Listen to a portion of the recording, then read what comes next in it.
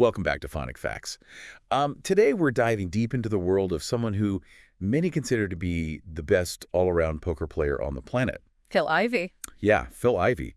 He's a fascinating figure. Oh, he is. And what's incredible about Phil Ivey is that even people who don't follow poker, they might know the name. He's transcended the game. He's become a true icon. All right, so let's break down why he's earned that legendary status. What are we talking about here in terms of his accomplishment? For starters, he's won 11 World Series of poker bracelets. 11. 11. Yeah. To put that in perspective, those bracelets are basically the Super Bowl rings of poker. I mean, it's the pinnacle of achievement in the game. Wow. That's really impressive. Yeah. I did read that only Phil Hellmuth Jr. has more, but I've also heard that a lot of people consider Ivey to be the superior all-around player. Is there any truth to that? There's definitely a strong argument to be made there. Ivey is known for mastering a wider variety of poker styles. While Hellmuth is primarily known for his Texas Hold'em prowess, Ivey excels at Hold'em, Omaha, seven-card stud, even those more obscure mixed games. So he's not just a one-trick pony. Right. He can adapt to different games and strategies. It makes you wonder how someone develops that kind of versatility in poker. It's a testament to his dedication and adaptability, I think. A lot of players specialize, but Ivey seems to thrive in any format. And that's one of the things that makes him so formidable. Now, before we get into the heart of his career, I'm curious about his origins. Where did this poker prodigy come from? New Jersey. He developed a love for poker at a young age, playing five-card stud with his grandfather. Oh, that's cute. But this isn't your typical heartwarming family game night story. Okay, now I'm intrigued. What happened? Well, by his teens, Ivey was so drawn to poker that he was sneaking into Atlantic City casinos using a fake ID. Oh. He even earned the nickname No Home Jerome because he was practically living at the casinos, honing his skills. So even in his early days, he was showing that drive and commitment. You can almost picture him, this teenager in Atlantic City, soaking up the atmosphere, learning from anyone he could. What was that poker scene like back then? Atlantic City in those days was a real melting pot of poker talent. You had seasoned veterans, high rollers, tourists trying their luck. It was a breeding ground for a player like Ivey to observe, learn, and test his skills. It sounds like the perfect environment for a young, ambitious player to cut his teeth and develop that street-smart poker sense. But at some point, he had to transition from sneaking into casinos to playing legitimately, right? Yep. When did Ivey make his move into the professional poker world? His first notable win happened in 2000 at a tournament in Tunica, Mississippi. It was a relatively small event, but it signaled the beginning of his professional journey. And what's remarkable is that in that same year, he went on to win his first World Series of Poker bracelet.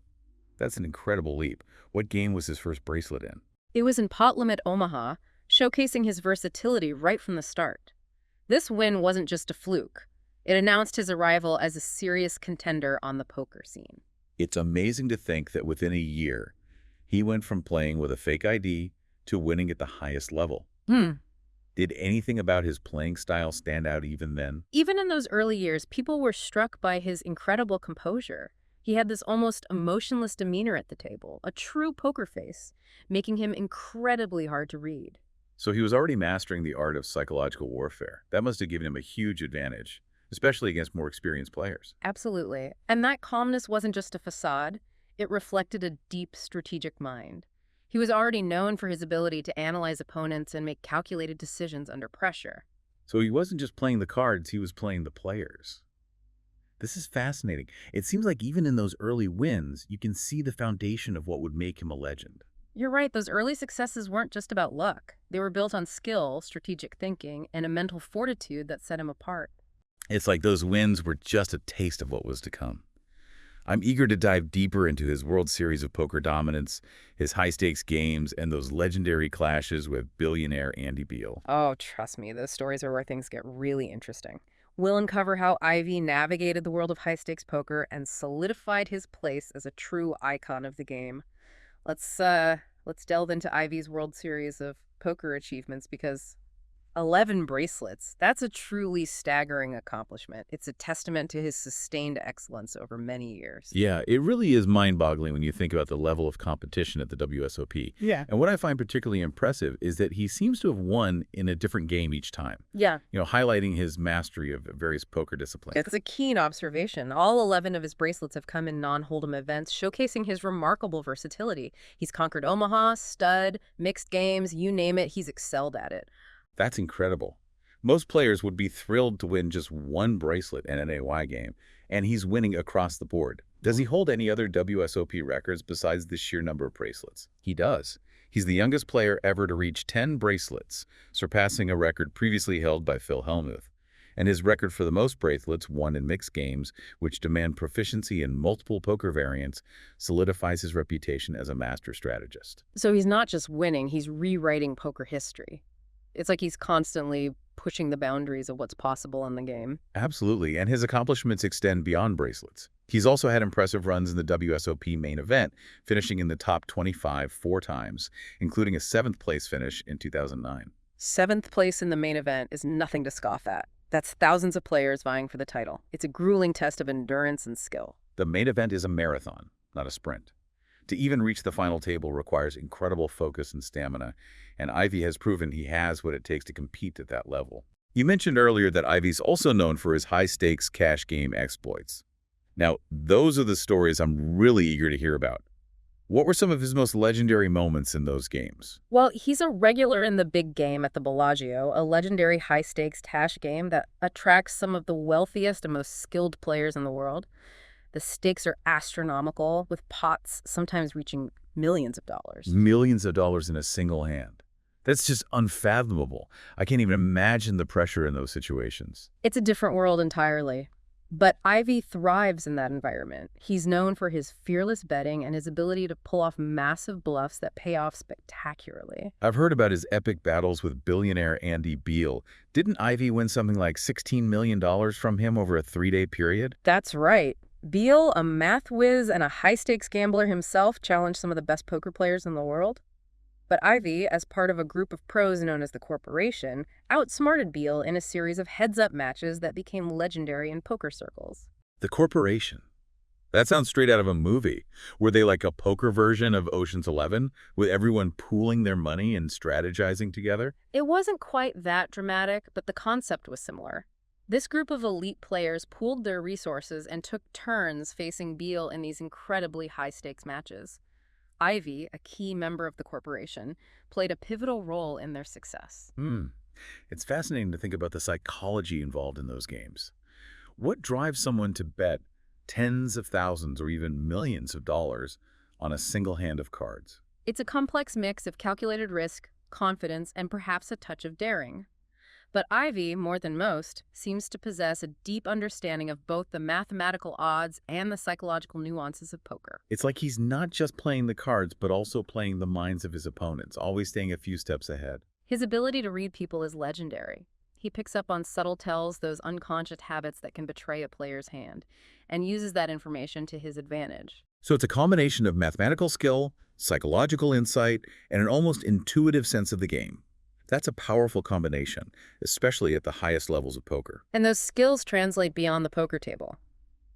Ivey himself has said that poker has taught him valuable lessons about discipline, risk assessment, and reading people, which are applicable in various aspects of life. Yeah, that makes perfect sense. Those are valuable skills in business, negotiations, and even personal relationships. Speaking of translating skills, didn't Ivey also dominate the world of online poker? He did. He was a force to be reckoned with online, reportedly earning millions in profits. It demonstrated his ability to adapt to different poker formats and his mastery of the online game. So we have this incredible poker talent, conquering live tournaments, taking on billionaires in high-stakes games, and then crushing it online. But even legends have their stumbles, right? Yes, even Ivey's career hasn't been without controversy. He faced lawsuits from casinos related to accusations of edge sorting in baccarat. Edge sorting. What is that exactly? Is it considered cheating? It's a technique that exploits subtle imperfections on the backs of playing cards to gain an advantage. While not explicitly illegal, It's a gray area that some casinos consider a violation of their rules. So it's like finding a loophole in the system and using it to your benefit. Yeah. I can understand why that would be controversial. The legal battles surrounding these incidents went on for years, ultimately resulting in Ivey settling with the casinos. It definitely tarnished his reputation in some circles. It's a reminder that even someone as skilled and successful as Phil Ivey can make decisions that have serious consequences. It adds another layer of complexity to his story. It does. It highlights the ethical dilemmas that can arise in high-stakes gambling, even when a player operates within a legal gray area. It's a fascinating aspect of his story, but let's shift gears a bit. We've talked extensively about his poker career, but I'm curious about Phil Ivey the person. Is he as guarded in his personal life as he is at the poker table? He's known for being quite private. He rarely gives interviews and prefers to let his poker playing do the talking. Yeah, that's understandable, considering the level of fame and scrutiny he's faced throughout his career. But are there any glimpses into his life away from the poker table?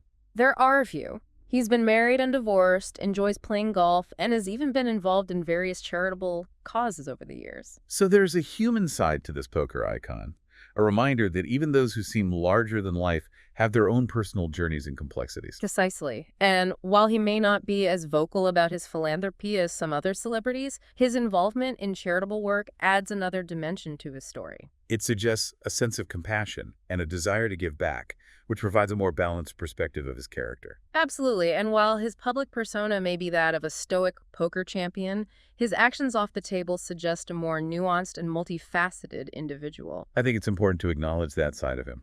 It makes him more relatable, more human. Now, I'm curious about Ivey's current standing in the poker world. Does he still play as much as he used to? He's definitely slowed down in recent years, focusing more on high-roller events and private games. He's become more selective in his appearances. Makes you wonder what's next for someone who's already achieved so much. Will he return to the tournament circuit in a big way? Will he continue to dominate those high-stakes private games? Or will he pursue something entirely different? Those are great questions.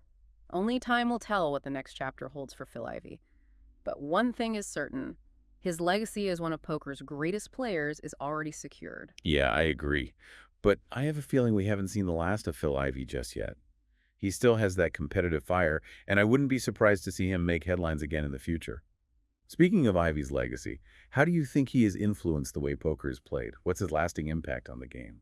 Ivey's analytical approach and his mastery of the mental aspects of poker have undoubtedly influenced a generation of players. He's elevated poker beyond a game of chance, demonstrating the importance of skill, strategy, and psychological warfare. He's shown that poker is as much about outsmarting your opponents as it is about having good cards.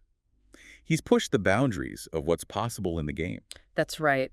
He's helped shift the perception of poker from a game of luck to a game of skill and strategy. And I think his legacy will continue to inspire players for years to come. Mhm. He's a true innovator and a master of the game. Absolutely. Phil Ivey's story is a testament to the power of dedication, talent, and a deep understanding of the game. He's a true poker icon, and his impact will be felt for generations to come.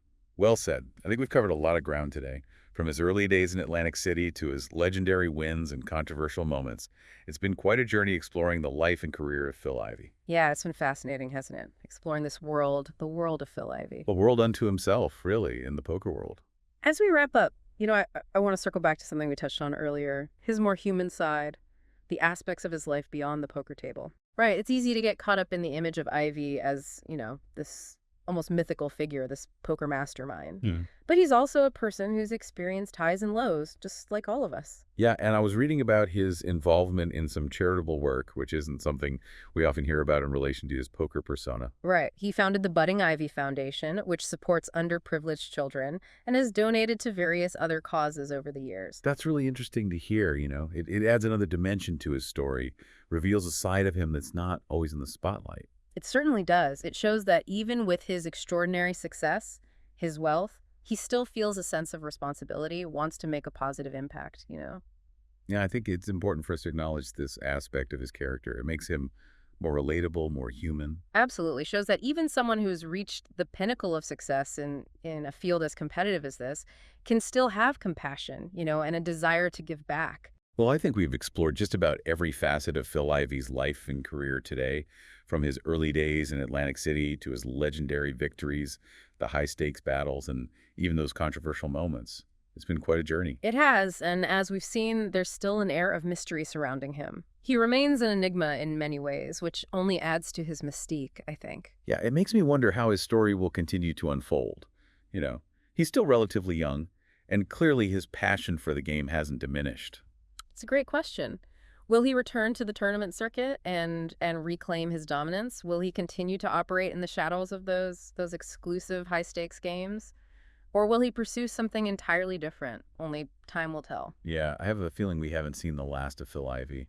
He's Yeah. a competitor at heart, and I wouldn't be surprised if he makes headlines again in the future.